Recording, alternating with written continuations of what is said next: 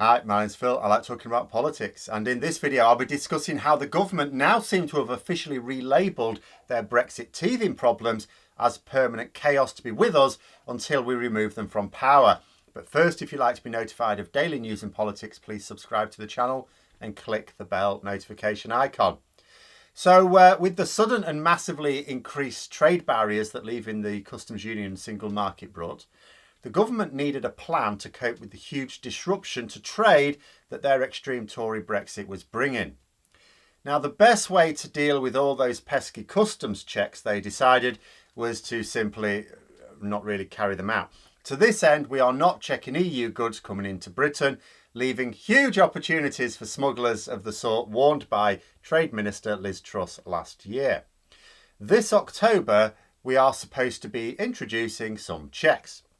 A vet contacted me to tell me that shortages would make this somewhat unlikely, that we'd be able to manage this, unless, for example, there's a few things we could do. One thing, we recruit a load from the EU, something that our systems are not making easy. In theory, it's easier to hire an EU vet than an EU lorry driver, because the vets are accepted as a shortage area and are accepted as being skilled.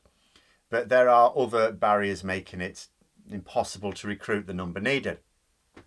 But this is just one piece of information on the pile that makes the planned checks in October likely to be delayed, just like all the others.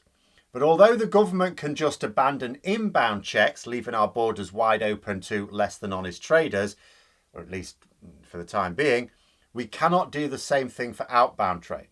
EU countries spent years preparing their customs borders for Brexit and have been applying full checks since January. For all the moaning about customs checks between Britain and Northern Ireland, they are far worse between Britain and all of our single market neighbours. This was going to mean delays for lorries. Well, even this insane government, which seems to think that shortages of food and medicine are an acceptable price for their hard Brexit, didn't fancy putting the entire county of Kent into gridlock. So they built lorry parks, lots of them, they're carrying on building them, so that the lorries could be stuck away from the major roads. Well, if they're not going to be going anywhere for days on end, we might as well stick them in a lorry park. It didn't help them complete their journeys any more quickly, it actually takes longer. But it at least meant people in Kent could go about their business, could get to work, could use the roads. As long as they didn't mind the smell of piss on their journey, that is. But this was just one part of what was called Operation Brock, a system designed specifically to stop the M20, which is the motorway through Kent leading to the major ports, becoming blocked.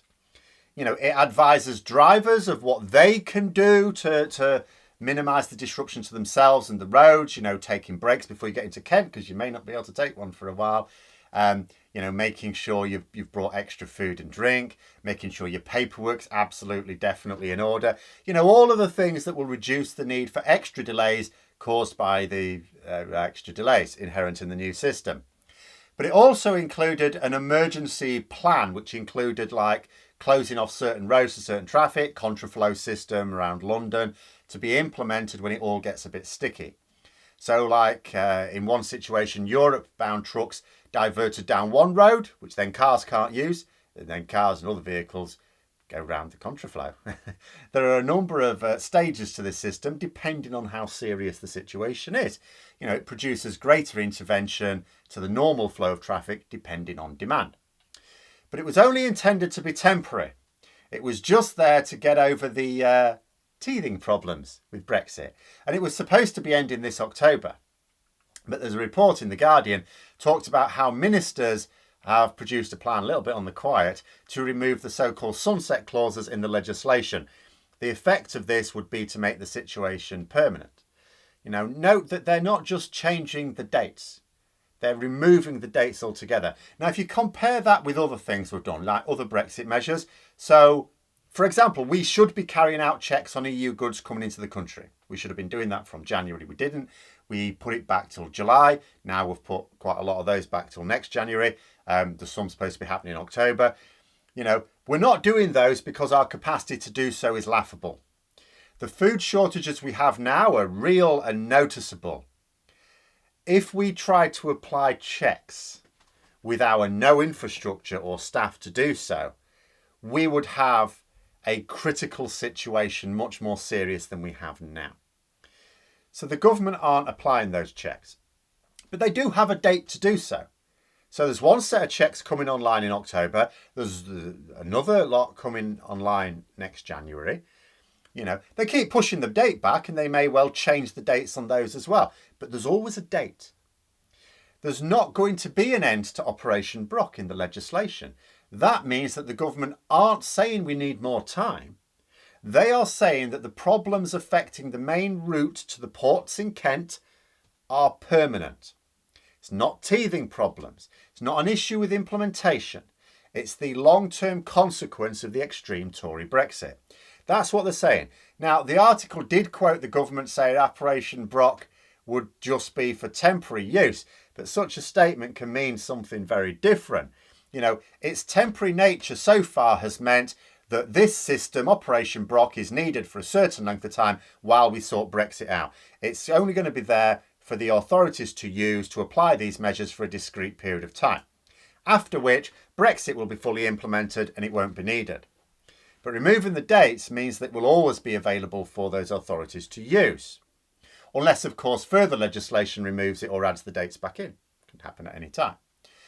So this reference to it being temporary, I suspect, just means, well, the systems aren't in place all the time. Like you don't have the contraflow in place all the time. You don't have the road that is only going to be used for lorries during high demand all the time.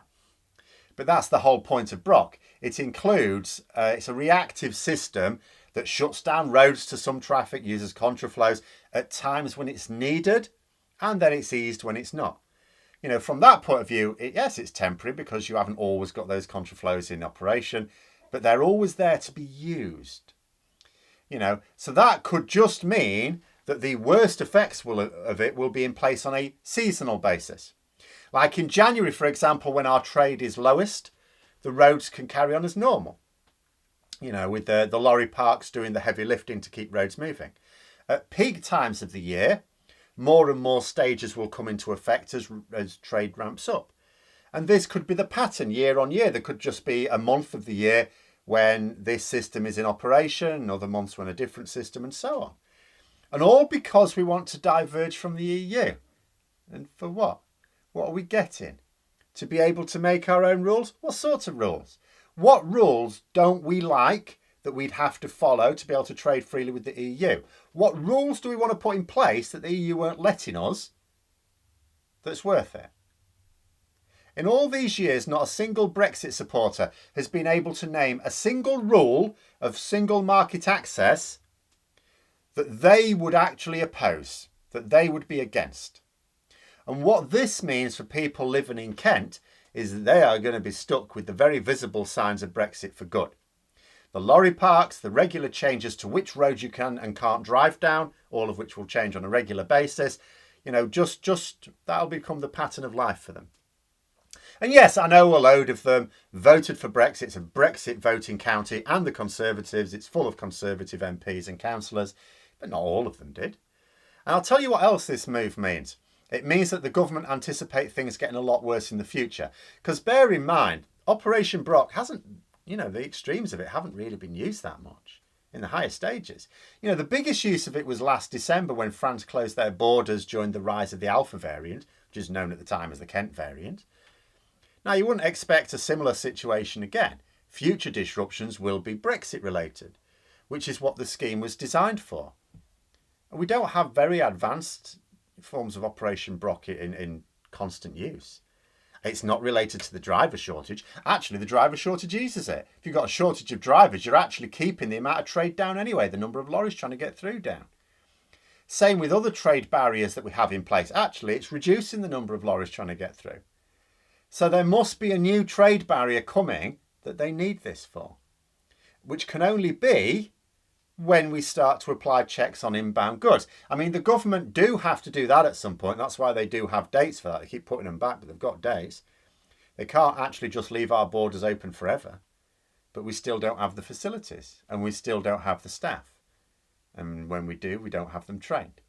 And even if we had all that in place, like if you look at Turkey, for example, which has an easier time trading with the EU, that has a closer relationship with the EU than we do now.